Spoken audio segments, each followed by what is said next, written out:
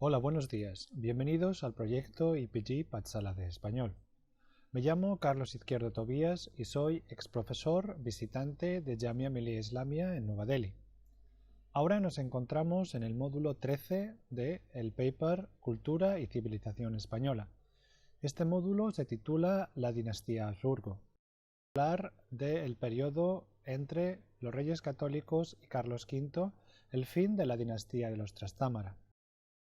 Como vimos en el módulo 10, en el año 1475 a 1479, el matrimonio entre Isabel I de Castilla y Fernando II de Aragón unificó las coronas de ambos reinos peninsulares. Los reyes católicos reinaron juntos hasta 1504, cuando murió Isabel. Entonces el trono de Castilla pasó a la hija de ambos, Juana, mientras que Fernando siguió siendo el rey de Aragón. Tras haber completado la reconquista, los reyes católicos miraron más allá de las fronteras de la península ibérica y trazaron una red de alianzas con las principales casas reales del resto de Europa. Fue así como Juana se casó con Felipe, conde de Flandes, actualmente la gran parte de Holanda y Bélgica, y duque de Borgoña en Francia. Sin embargo, Felipe murió prematuramente en 1506 y Juana de Castilla fue declarada mentalmente incapaz y recluida por su padre en el Palacio de Tordesillas hasta su muerte en 1555. El hijo de Juana y Felipe heredó todo. Por parte de su madre, las coronas de Castilla, Aragón y Navarra, anexionada por su abuelo Fernando, incluyendo Canarias, las posesiones americanas e italianas, Nápoles, Cerdeña y Sicilia. Por parte de su padre, los territorios de Flandes, Charolais, Luxemburgo y el Franco Condado, junto con los territorios originales de la Casa de Austria. Además, adquirió los derechos al trono del Sacro Imperio, que efectivamente ocupó. Por esta razón se lo conoce como Carlos I de España y V de Alemania. La llegada de Carlos V supone la entrada de una nueva dinastía a gobernar en España. Esta dinastía permanecerá en el poder durante más de 2 siglos hasta 1714. A continuación puedes consultar una línea cronológica con todos los reinados de los reyes de la dinastía Habsburgo, también conocidos como los Austrias. Vamos a hablar ahora sobre los Austrias mayores. Con el apelativo de Austrias mayores se conoce a los 2 reyes que gobernaron España durante el siglo XVI, Carlos V y su hijo Felipe II. En este mapa puedes ver los territorios heredados por Carlos V en 1517 a la muerte de su abuelo Fernando. Esto, unido a los vastos territorios americanos, convirtieron al joven Carlos en el hombre más poderoso de la cristiandad. Carlos llegó a España en 1517 procedente de Austria con un importante grupo de consejeros flamencos. Desde el primer momento fue percibido en Castilla y Aragón como un rey extranjero, no solo por el hecho de que había nacido en Gante, sino porque marginó a la nobleza castellana al otorgar los puestos más importantes a extranjeros. Además, desde el principio, Carlos mostró que consideraba más importantes los intereses europeos de la Casa de Austria que los de España.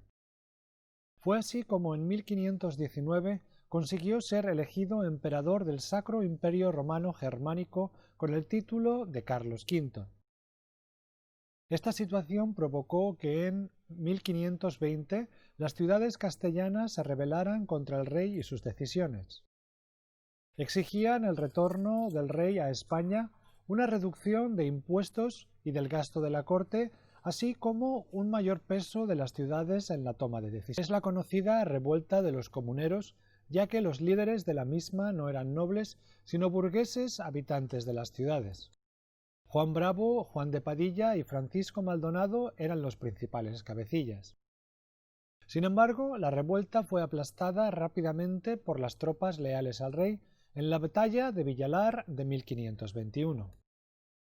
También hubo revueltas en la zona de Valencia, la sublevación de las Germanías, reprimidas por una alianza entre la alta nobleza y la monarquía.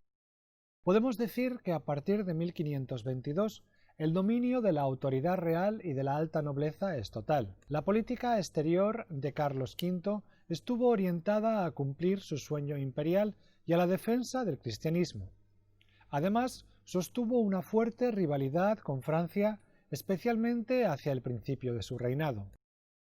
La rivalidad con Francia procedía de la incorporación de Navarra a Castilla, así como de la lucha por los territorios de Borgoña y por el dominio de Italia.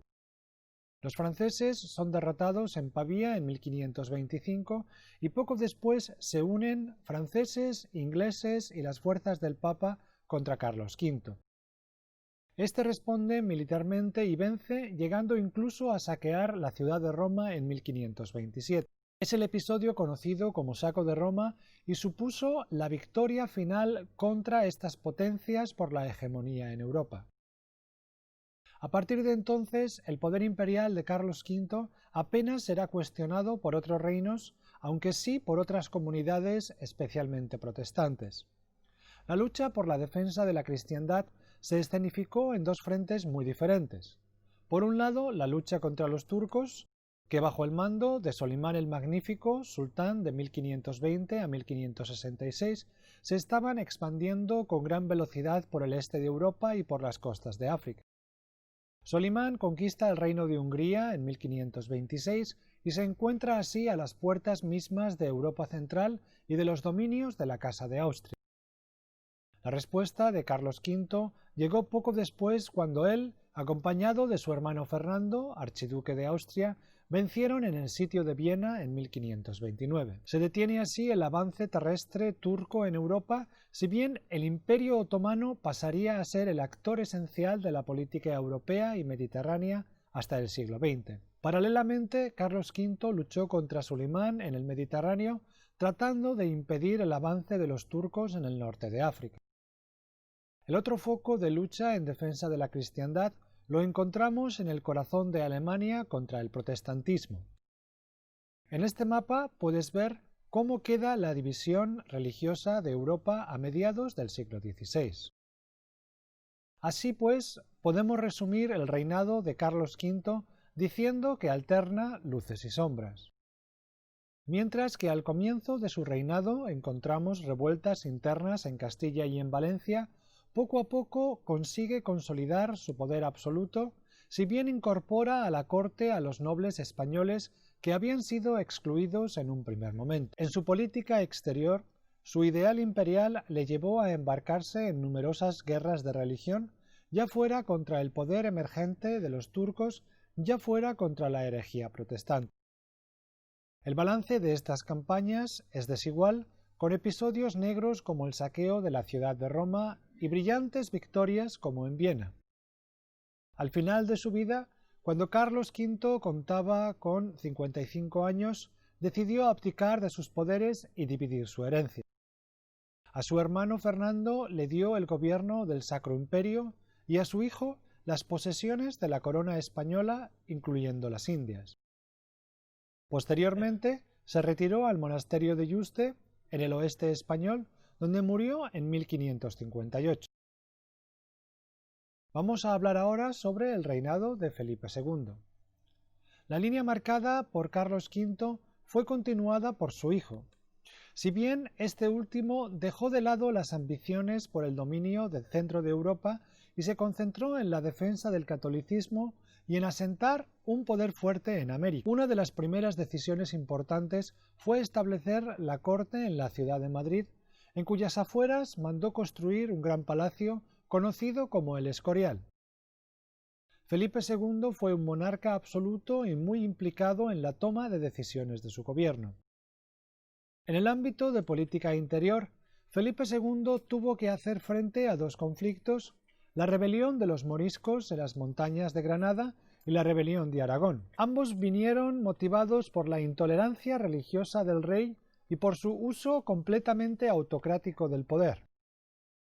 En relación a la sublevación de los moriscos, hay que tener en cuenta que aunque el reino nazarí de Granada fue conquistado por los reyes católicos en 1492, la gran mayoría de su población seguía siendo musulmana. Esta situación, unos 70 años después, y dentro de un estado que se consideraba el baluarte del catolicismo, era insostenible. En 1568 estalla la rebelión de las poblaciones musulmanas que se saldó con la expulsión de los musulmanes de sus tierras en 1570. En cuanto al conflicto con Aragón, hemos de recordar que la unión de las dos coronas con el matrimonio de los reyes católicos no significaba que los dos reinos se convirtieran en uno.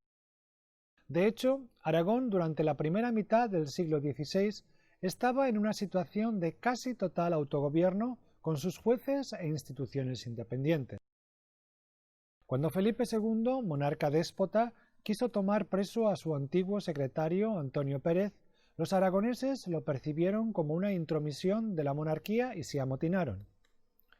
Felipe II reaccionó con dureza, enviando un ejército y reduciendo drásticamente el grado de independencia de las cortes aragonesas. En este mapa puedes ver el tamaño del Imperio español en la época de máxima expansión durante el reinado de Felipe II. En el ámbito de política exterior, Felipe II continuó la labor emprendida por su padre en todos los frentes. Continuó la lucha contra Francia por el control de Italia, alcanzando una victoria definitiva en la batalla de San Quintín y la posterior paz de Cateau-Cambrésis en 1559. En los Países Bajos luchó contra los protestantes, especialmente los calvinistas, pero no pudo impedir que la mitad norte se independizara en 1579, si bien la independencia oficial no fue reconocida hasta el fin de la Guerra de los 30 años en 1648. La lucha contra los turcos por la hegemonía del Mediterráneo fue una constante del reinado de Felipe II. Ante el nuevo avance de la flota turca, que había reconquistado Túnez, España se alía con Venecia y con la Santa Sede y envía una flota enorme que se enfrenta con los turcos en 1571. Es la famosa Batalla de Lepanto que frenará definitivamente el avance turco en el Mediterráneo. En ella participó Miguel de Cervantes, autor de Don Quijote de la Mancha. En ella también perdió el autor el brazo, razón por la que se le conoce como el Manco de Lepanto. Junto a estas políticas de continuidad, el reinado de Felipe II cuenta con otros dos frentes. Por un lado, la rivalidad con Inglaterra por el dominio del Atlántico, por otro, la incorporación de Portugal. A modo de conclusión, podemos decir que el reinado de Felipe II estuvo basado en la defensa del catolicismo y en un intento por mantener la hegemonía en Europa, especialmente ante el ascenso de la burguesía flamenca y del poder inglés. La primera provocó que la Inquisición tuviera un papel dominante y que se extendiera la obsesión por la limpieza de sangre para demostrar que uno no tenía antecesores judíos ni musulmanes. Al mismo tiempo, el temor a la extensión del protestantismo llevó a un aislamiento cultural respecto a todo lo que estaba ocurriendo en Europa y a un alineamiento con las posturas más retrógradas defendidas en Trento. La segunda fue causa de muchas guerras que provocaron gastos inasumibles por el Estado. A pesar de las enormes cantidades de oro y otras materias primas que se extrajeron de América, la corona tuvo que hacer frente a varias bancarrotas durante la segunda mitad del siglo XVI. Esto apunta a un desperdicio de los recursos, como prueba el hecho de que la población española vivía en condiciones de gran escasez material. La historiografía posterior habla, con una imagen muy gráfica, de un gigante con pies de barro. En la literatura de esta época se pueden ver muestras de esta situación, especialmente en el denominado género picaresco. Vamos a hablar ahora sobre los Austrias menores. Con el término Austrias menores se conoce a los tres últimos reyes de la dinastía Habsburgo: Felipe III, Felipe IV y Carlos II. Trata de una época de clara decadencia en el plano político y social, pero de gran esplendor cultural por el desarrollo del arte barroco. Es por esta razón por lo que se conoce al siglo XVII como el siglo de oro en España. Desde el plano social y económico, los reinados de los Austrias menores supusieron una vuelta al régimen económico feudal, agravado por graves crisis económicas y por los frecuentes brotes de peste. Además, estos reyes carecían del impulso para gobernar que caracterizó a Carlos V y a Felipe II, y preferían delegar las funciones de su gobierno en validos, nombres de confianza que eran quienes realmente tomaban las decisiones. Estos personajes tenían un enorme poder que extendían a través de una red de clientelas familiares. Esta concentración de poder provocó un aumento importante de la corrupción y del mal gobierno. En el reinado de Felipe III, el válido más importante fue el duque de Lerma, quien intentó llevar a cabo una política exterior menos agresiva que la de Felipe II, para la cual firmó una tregua con los Países Bajos en 1618.